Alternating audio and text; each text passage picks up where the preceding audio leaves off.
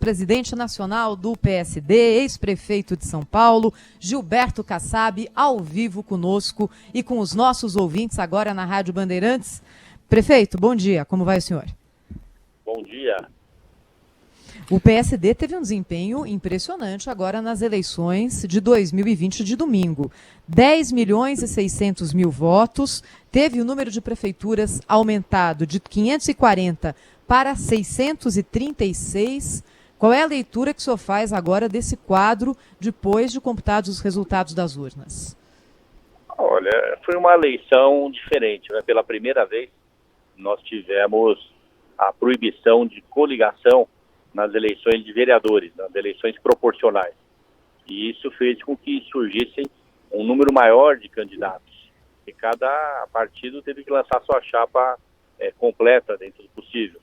Então esse número se torna bastante representativo diante desse número grande de candidaturas a vereador, a prefeito, e que nos deixa bastante motivado a continuar na estratégia que definimos para o fortalecimento do partido, para que possamos ajudar com um partido forte a fazer um Brasil melhor, um Brasil que possa superar aí grandes desafios que nós temos aí no campo da saúde pública, no campo social, na economia. Ministro, muito bom dia, parabéns aí pelo desempenho do seu partido, do PSD, nas eleições. A gente viu, ministro, que em alguns estados um processo interessante. Por exemplo, na Bahia, né, que é governada pelo Partido dos Trabalhadores, o PSD tomou 4 municípios que eram antes, ou que estão sendo administrados pelo Partido dos Trabalhadores. Em Minas, foram 7, né? O PSDB foi lá e tomou 7 municípios que eram governados pelo Partido dos Trabalhadores também. Isso foi uma estratégia ou é apenas coincidência? E eu gostaria de saber do senhor isso. O que é que o eleitor privilegiou nesta eleição? Foi a gestão pública? Foi a moderação, a ponderação na política? Eu queria que o senhor fizesse uma análise com a sua experiência sobre o que se passou domingo passado.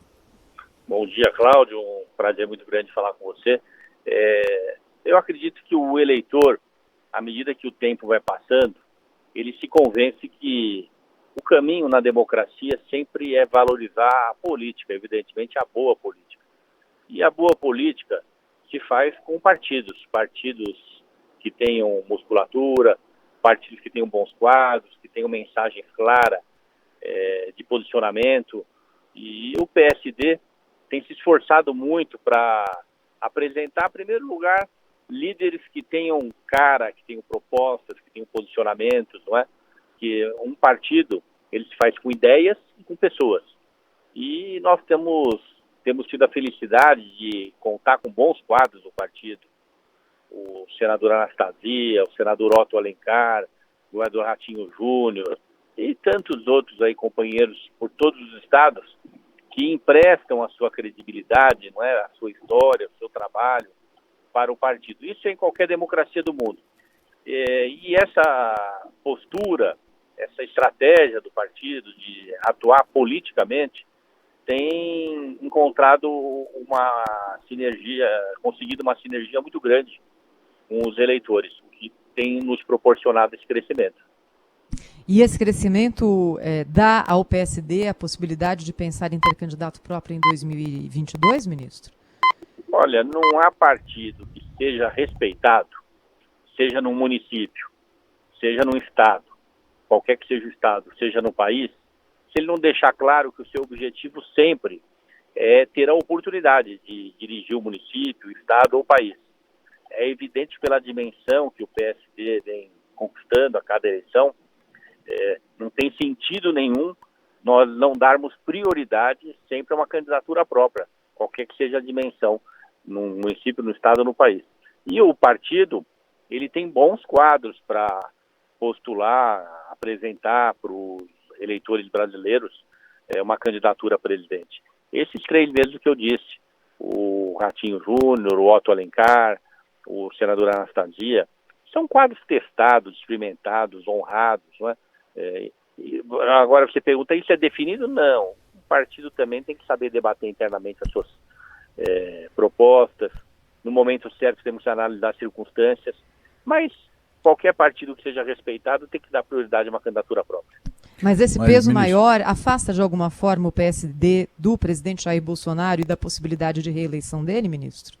Não, a nossa relação com o presidente Bolsonaro é de cooperação, dando independência aos parlamentares, sejam deputados federais, sejam senadores, de estar ao lado do governo nas matérias que entenderem que sejam positivas para o país. Portanto, em nada altera essa nossa relação com o governo do presidente Bolsonaro. Nós queremos o melhor para o país. Os bons projetos têm tido o apoio das nossas bancadas e continuarão tendo.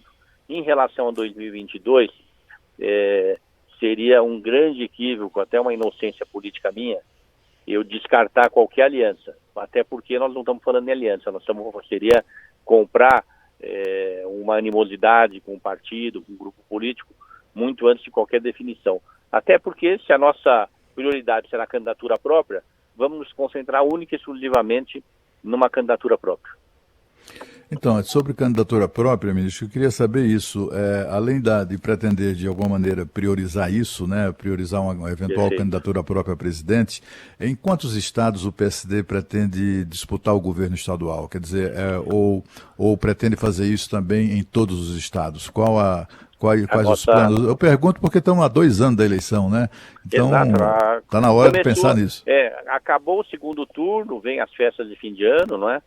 Que esse ano serão, infelizmente, mais tristes por conta dessa pandemia, mas passadas as festas, começa a se discutir o processo eleitoral de 2022. Você tem toda a razão, Cláudio.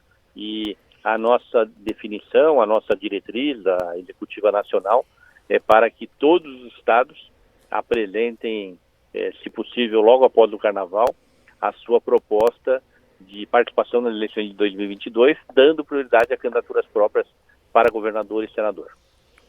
O ex-ministro, ex-prefeito de São Paulo, Gilberto Kassab, ao vivo conosco agora na Rádio Bandeirantes, falando sobre o resultado da eleição, o PSD. Queria perguntar para o senhor, ministro, como o senhor recebe aquela declaração que já tem sido repetida pelo presidente Bolsonaro sobre pedido para que volte o voto de papel e colocando dúvidas sobre o processo de apuração dos votos na urna eletrônica. Como é que o senhor vê isso?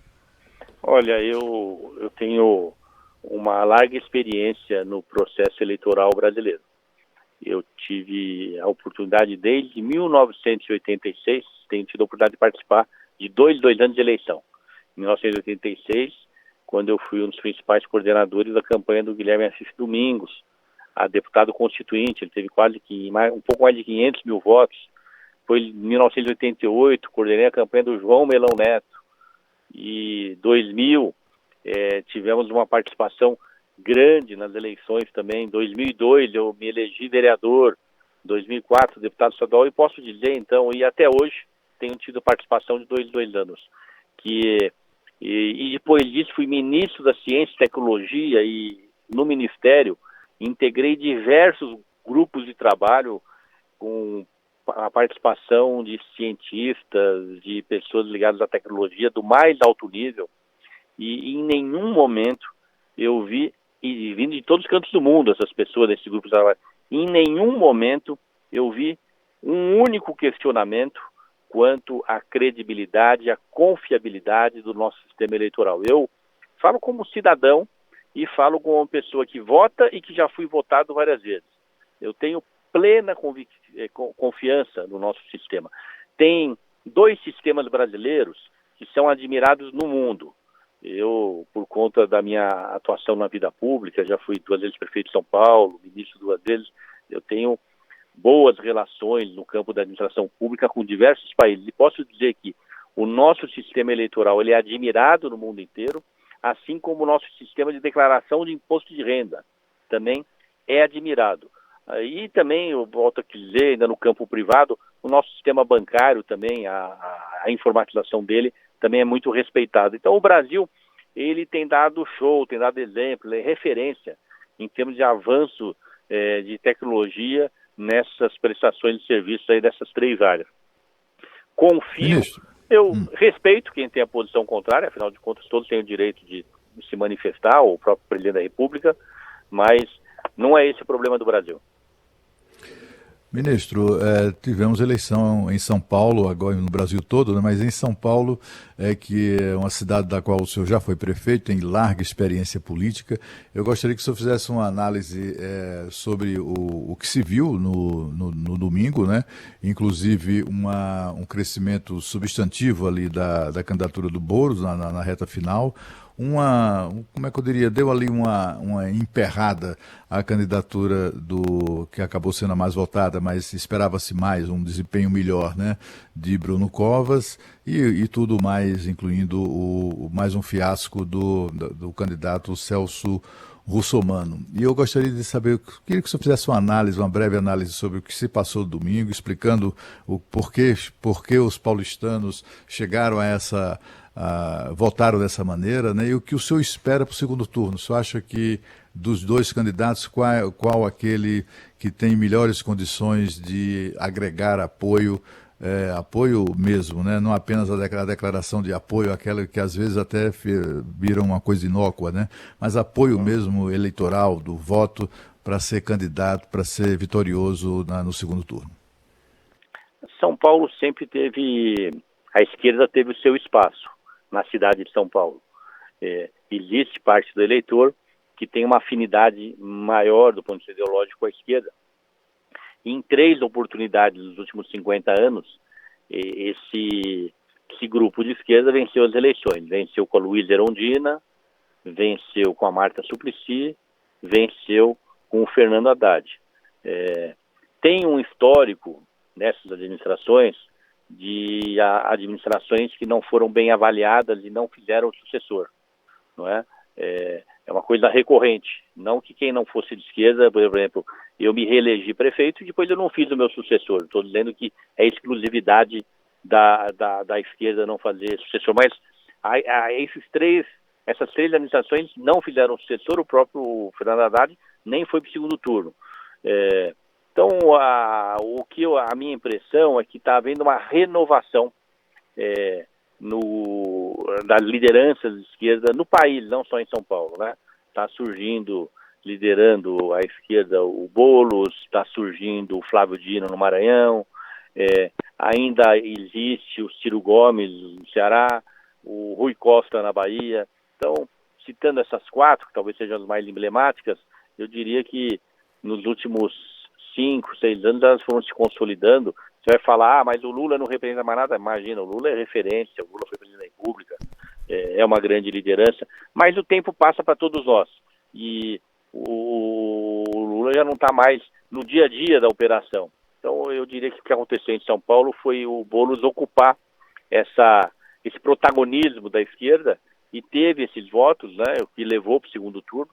É uma pessoa que tem bem preparo, boa formação, mas acredito que o Bruno Covas, ele tem um favoritismo, ele representa nesse momento um pouco da estabilidade que o país quer, não é?